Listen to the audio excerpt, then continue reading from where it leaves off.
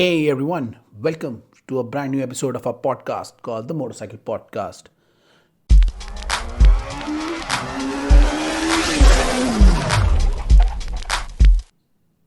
Welcome back to our episodes, guys. After a long time, we'll be releasing one episode, and this episode would be the race review episodes that we're going to start in 2021. Of course, as you know, MotoGP season has started, and we will bring you MotoGP race reports, or what we call a quick recap of the MotoGP races that happened during the weekend. So, finally, the 2020 MotoGP season started with the Qatar Barwa Grand Prix, and we will tell you some of the highlights of the Qatar GP. So, let's begin the episode and see you after this intro. Hey, welcome back, guys, after the intro. And in this episode, we will give you a quick recap of the race that happened during this weekend. And it was the Qatar Barwa Grand Prix.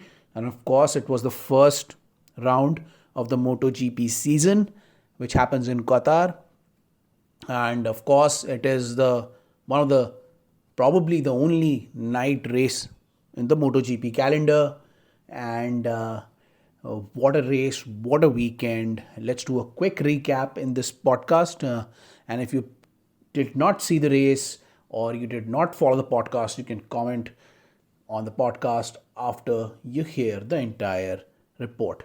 So let's go into it and tell you what happened in the MotoGP Qatar Barwa Grand Prix. So as the race started on Sunday, the starting grid looked like this. Of course, Pecco Bagnaia, who had a fantastic qualifying with Ducati, was starting in number one position. Quartararo, who showed phenomenal speed, phenomenal corner speed during the qualifying, was in second position. Vinales, again another Yamaha factory rider who showed good pace, started in position 3. Rossi with his new team, Petronas Yamaha, started at 4. Miller, who again was very fast during qualifying and practice, started at 5. Johan Zarco started at 6. Morbidelli, the partner of Valentino Rossi for the Petronas Yamaha team, started at 7th. Alicia Spargaro, who looked quite fast, started at 8. Rins was 9. Joan Mir, the 2020 world champion, started at 10th, with Paul Espargaro starting in 11th. One thing we should mention before we do this report is the Lorenzo Salvadori wearing a replica Fausto Gresini helmet for Aprilia Racing. As you all know, Fausto Gresini, who was the brainchild of the Gresini team and a fantastic racer, recently passed away due to COVID. And this was Lorenzo Salvadori's way of giving a tribute to the legendary racer. With the grid ready, it was time for the race to begin. And when the race started, it was an excellent start by Ducati, as 4 Ducati bikes ran away from the front. As you all know, when you start the race in Qatar circuit, the straight is really long, and Ducati with its phenomenal top speed took the lead. There were 4 Ducatis who jumped into the lead, leaving the rest behind, and it was an incredible start from the Italian factory. As we moved on in the first lap, the 2 factory Yamahas came right behind those 4 Ducatis and started to follow them. Behind those 2 Yamahas was Rossi with his Petronas bike, and behind Rossi there were both factory Suzukis who followed the Doctor and the Ducatis. The X-Star Suzuki bikes, not known to qualify on the top grid, had a decent start when the race started. They were right behind Rossi and they were looking to get into the race as the laps progressed. So it was Pecco who led from the front, followed by Zarco, Miller and Jorge Martin, who showed incredible speed to launch from 14th to 4th. Jorge Martin showed excellent speed control as he just pushed his way, or he just sped his way from 14th to 4th in no time. As the race progressed and we covered 2-3 laps, the positions were similar, but after the first 2-3 laps, we noticed a crash. Danilo Petrucci, who last year was a factory Ducati rider, now shifted to Aprilia team. He crashed. He was the first rider to crash in the race. It was really sad end to a pretty horrible weekend for the Italian. In the front, the Yamahas and the Suzukis started to chase the Ducatis as the race moved on. Before the race, there was this report that was done by a lot of commentators where they said that the Ducatis, that the Yamahas and Suzukis were better in terms of the tire management, and Ducatis were not, because of the incredible speed and how fast Ducatis were. They eat up their tires quickly, and if the Yamahas and Suzukis were able to stay with the Ducatis later on in the race, they might be able to challenge Ducatis for the top podiums. So both the Yamaha and Suzuki front riders were chasing Ducatis, and they showed great potential as they were sticking on the back of the Ducatis, despite Ducati having an incredible speed advantage. Initially, Quartararo and Vinales, both factory Yamaha riders, displayed the potential of the factory Yamaha by closing in the gap, especially on the tight turns and the corners where Yamaha is so strong, before the Ducatis took an advantage of their fast speed and sped away during the long straight. But Quartararo and Vinales was right behind the Ducatis, and Quartararo started to make moves on the Ducatis. Eventually, Quartararo was the first non-Ducati rider to go into the podium places as he moved and took over Miller, and with this, the potential of Yamaha was clearly evident, and it looked like Yamaha will be able to penetrate in the top podium spot by beating one of the Ducatis. While the Yamahas were going great, it was a pretty bad race weekend for the Petronas team. Even though both riders qualified in 4th and 7th, of course Rossi qualified in 4th and Morbidelli in 7th, when the race started, both of them lagged really behind. And don't know what happened, but they started to struggle right from the beginning. Rossi, who had a decent start and who was following the Ducatis in the opening stages, later on lost a lot of ground, and his teammate Morbidelli, who started on 7th on the grid, had a really poor start as he went back to 20th position. A bad race start for the Petronas Yamaha team as both riders were lagging behind. Then, as the laps moved on, we reported or saw another crash where Nakagami crashed his LCR Honda, and it was a sad end for a racer who showed really consistent pace as final rounds of the 2020 season. He was the only rider who consistently finished in the top 5 last year. But as Rossi started to lose grip on his bike, Miguel Oliveira, charged in front of Rossi, was showing incredible pace as he was one of the fastest riders during lap 8 to 10, and both riders on the X-Star team looked good and were ready to challenge the Ducatis for the podium. Vinales of the Yamaha factory team was now beginning to find his pace as well. He rode with incredible speed and control and was now looking to challenge the riders in front for a podium place. With Vinales, Rins was also on a charge as he was the fastest rider on the timesheet with 13 laps to go. Vinales showed incredible speed as he went past his own teammate Quartararo and 2 Ducatis to move up to 3rd. Jack Miller, who lost ground to Quartararo and Vinales, found some steam as he moved on to 4th. Aleix Espargaro, who was coming from behind, was now the fastest man on the track. But if we look at the front, Vinales was showing incredible speed and consistent lap times as he started to challenge for second.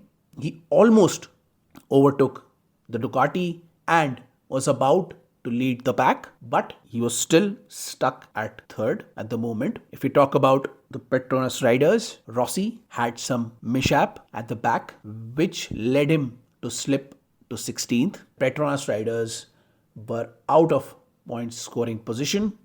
Pecco, on the other hand, who was leading the race till now, was in serious pressure from Vinales as Vinales overtook Zarco and now was in second position. He then started to chase Pecco for the top spot.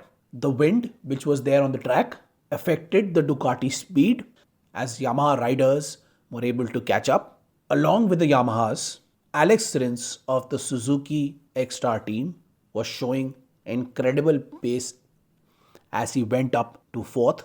Now, Vinales in the front as Alex Rins took the fourth position. Vinales in the front took the lead. Finally, he was leading the race, and as soon as he started to lead the race, he was off in a jiffy as he just sped away in the front. Joan Mir of the Suzuki X-Star team was now showing really good pace as he also started to close on the front pack. As the race moved on, with the Yamahas and the Suzukis closing the gap to Ducati, as the race progressed, Joan Mir, last year's world champion, overtook Miller as he was charging ahead.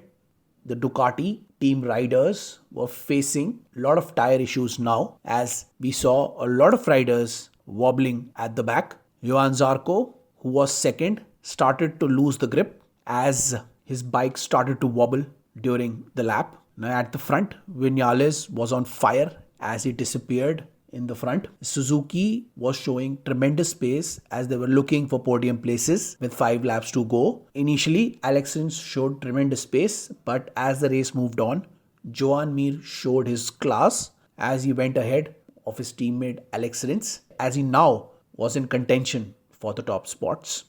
Quartararo also moved ahead of Rins as he started to have some issues.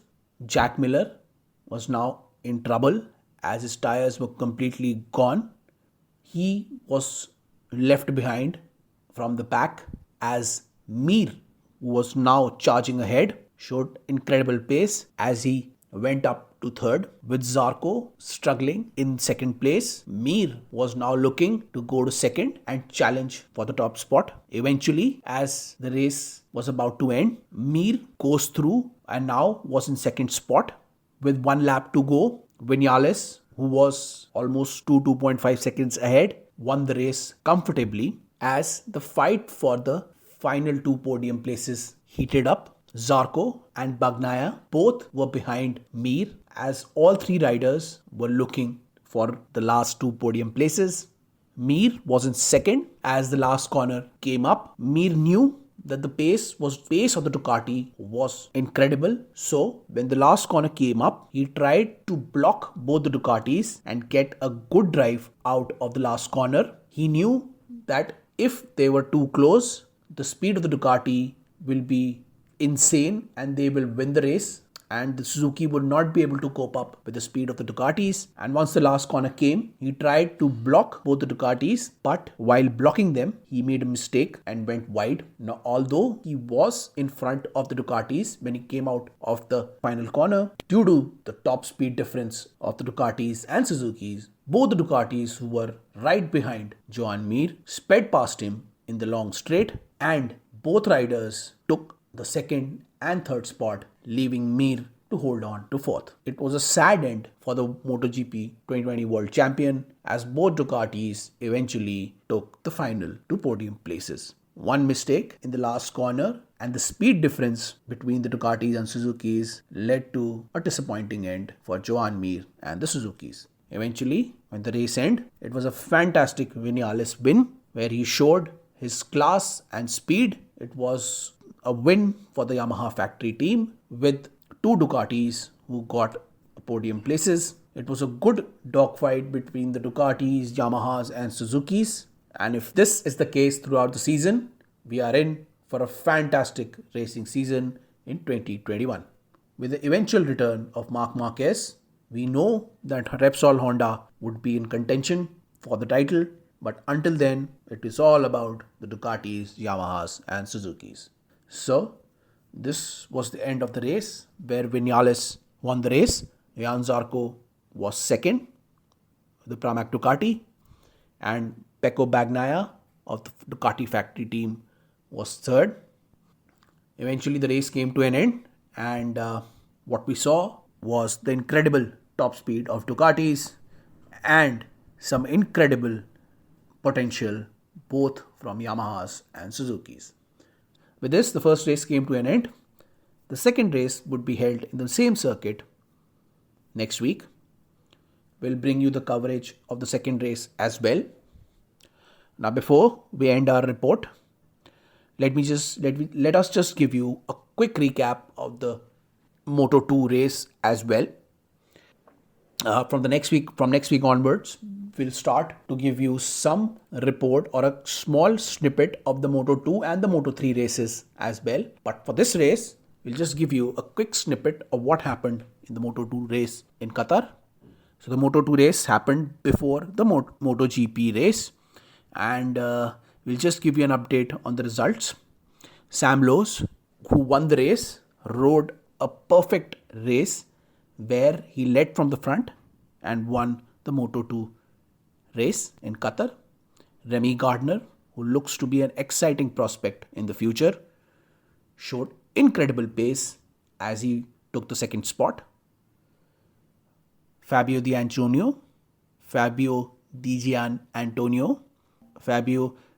Gianantonio rode a fantastic lap, and he made an incredible move on turn 11 and clinched the third position for the Gresini team. It was an emotional moment for Fabio Di Gianantonio as Gresini team paid tribute to the demise of Fausto Gresini.